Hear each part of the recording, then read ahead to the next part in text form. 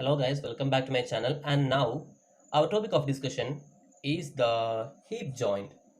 So the hip joint is a ball and socket type of synovial joint between the head of femur and the acetabulum of hip bone. It is the largest ball and socket type of the joint in the body. So here the head of femur articulates with the horseshoe shaped acetabulum of the hip bone to form the hip joint. Here, the head of femur, it forms more than half of a sphere and it is covered by the hyaline articular cartilage.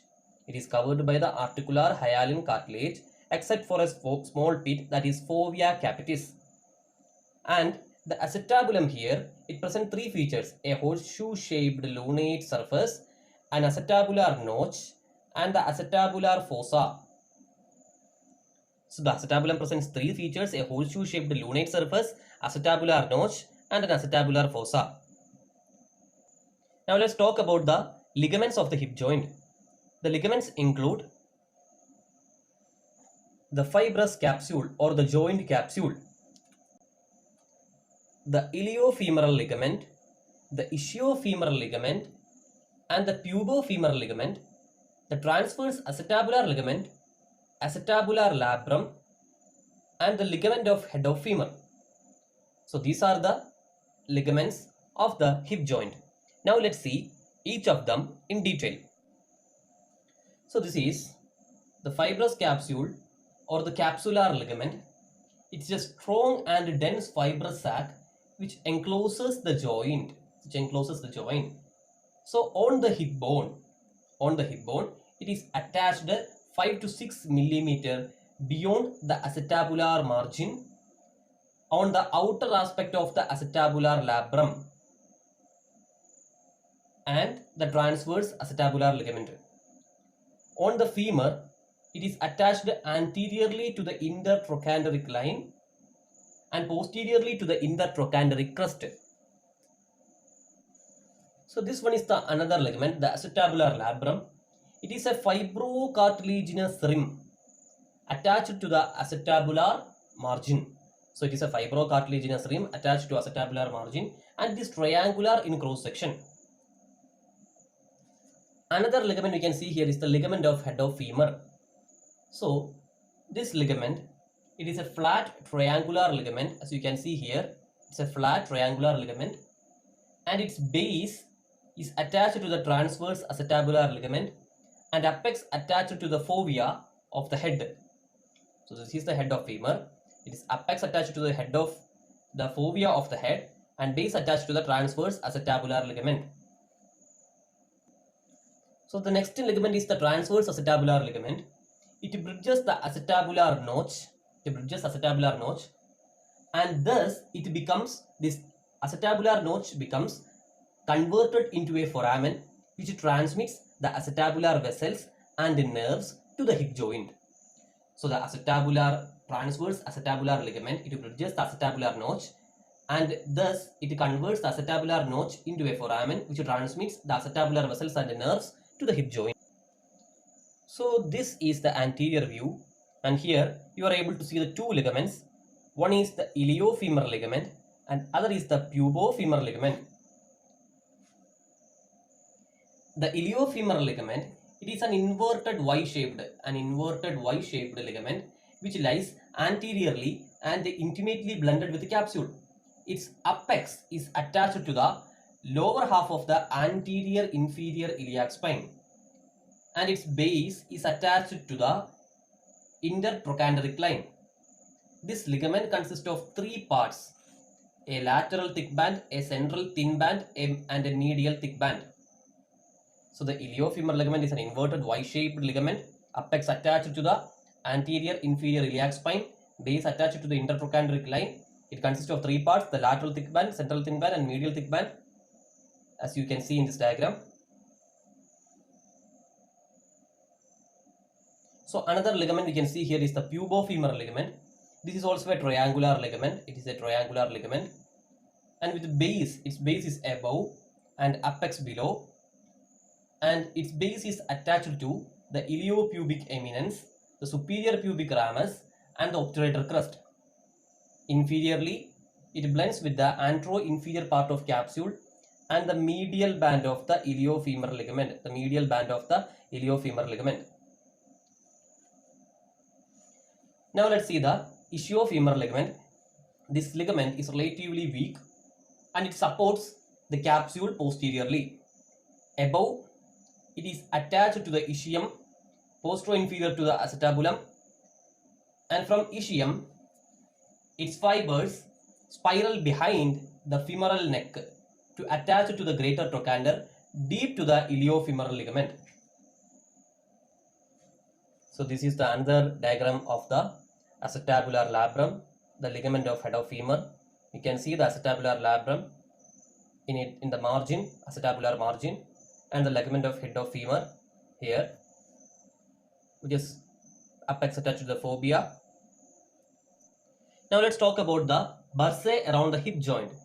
There are 7 bursae around the hip joint, 4 under gluteus maximus, 1 under gluteus medius, 1 under gluteus minimus, and 1 under psoas tendon. So here you can see one bursae under the gluteus maximus. It is the largest bursa, and another bursa between the gluteus maximus and vastus lateralis. 2 more bursa are under the gluteus maximus. Here you can see another bursa under gluteus medius, another bursa under gluteus minimus, and here you can see the subpsoas bursa under the psoas tendon. So these are the 7 bursa, 4 bursa under gluteus maximus, 1 bursa under gluteus medius, 1 under gluteus minimus, and 1 under psoas tendon. Now let's talk about the relations of the hip joint. So talking about the superior relation, you can see the gluteus maximus, and under the gluteus medius, here gluteus minimus, and the reflected head of the rectus femoris. So you can see the hip joint, and superiorly these structures are there: gluteus maximus, gluteus medius, gluteus minimus, and the reflected head of the rectus femoris. And anteriorly you can see the straight head of rectus femoris, the tendon of iliopsoas, the synovial bursa, the femoral nerve, femoral artery, femoral vein, the pectineus. Talking about posterior relations, you can see the piriformis, the sciatic nerve, the obturator internus, and the 2 gemellae, the quadratus femoris, and the nerve to quadratus femoris. So these are the posterior relations. And the obturator externus, it is the inferior relation of the hip joint, and you can also see the medial circumflex femoral artery passing between the obturator externus and pectineus. So these are all about the relations of the hip joint. If you learn the structures under cover of gluteus maximus, you will be able to assume the structures around the hip joint, and thereby you can write the relations. So now let's talk about the arterial supply of the hip joint. It includes the medial circumflex femoral artery, lateral circumflex femoral artery, obturator artery, superior gluteal artery, and inferior gluteal artery. So the nerve supply of the hip joint include: first one, the femoral nerve via nerve to rectus femoris, a branch from the anterior division of obturator nerve, a branch from accessory obturator nerve, a branch from nerve to quadratus femoris, branch from superior gluteal nerve, a twig from sciatic nerve. So I'll say it again: femoral nerve via nerve to rectus femoris, then branch from the anterior division of obturator nerve, branch from accessory obturator nerve, branch from nerve to quadratus femoris, branch from superior gluteal nerve, a twig from the sciatic nerve. So these are the nerve supply of the hip joint. And now we have to say the movements of hip joint and the muscles involved. So first of all, let's talk about the flexion. The muscles included are psoas major and iliacus. These are chief flexor, and also sartorius, rectus femoris, and pectineus. For extension, the chief extensor is the gluteus maximus, and then hamstring muscles. Abduction, the muscles involved are gluteus medius and gluteus minimus, along with the tensor fasciae latae and sartorius. So gluteus medius and minimus are the chief abductors. And for adduction, adductor longus, adductor magnus, and adductor brevis. So these are the chief adductors: adductor longus, magnus, and brevis. And other muscles include pectineus and gracilis. For medial rotation, muscles involved are anterior fibers of gluteus minimus and medius, anterior fibers of gluteus medius and minimus, and the tensor fasciae lata. And the lateral rotation, muscles include are piriformis, obturator externus, obturator internus, and associated gemellae, quadratus femoris. So now let's talk about the applied aspect of the hip joint. So first of all, the fractures of the neck of femur. Unfortunately, nowadays it is referred as fractured hip, implying that hip bone is broken. But that is not true. These fractures are usually common in individuals of more than 60 years of age, especially in females, because they are femoral necks. So the deformity or the fracture is happening to the femur, and the femoral necks become weak and brittle due to the osteoporosis. So the types of fractures include subcapital, cervical, basal, and pretrochanteric fracture.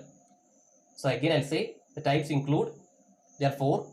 It includes subcapital near the head, cervical in the middle, basal near the trochanter, and pretrochanteric fracture just distal to two trochanters. So in case of the pretrochanteric fracture, the retinacular vessels are not at all affected. So there is no involvement of the retinacular vessels in the pretrochanteric fracture of the neck of the femur. Whereas in case of the subcapital fracture of the neck of femur, as you can see here, the subcapital fracture of neck of femur, the retinacular vessels are involved. So this is a intracapsular subcapital fracture of neck of femur. In that case, retinacular vessels are affected. So we can include two more applied aspects. One is osteoarthritis. So this is a disease of old age. It is characterized by growth of osteophytes at the auricular ends, which not only limits the movements but makes them grating and painful. And other one is referred pain of the hip joint. In disease of the hip joint such as tuberculosis, the pain is referred to the knee joint because of the common nerve supply of these two joints.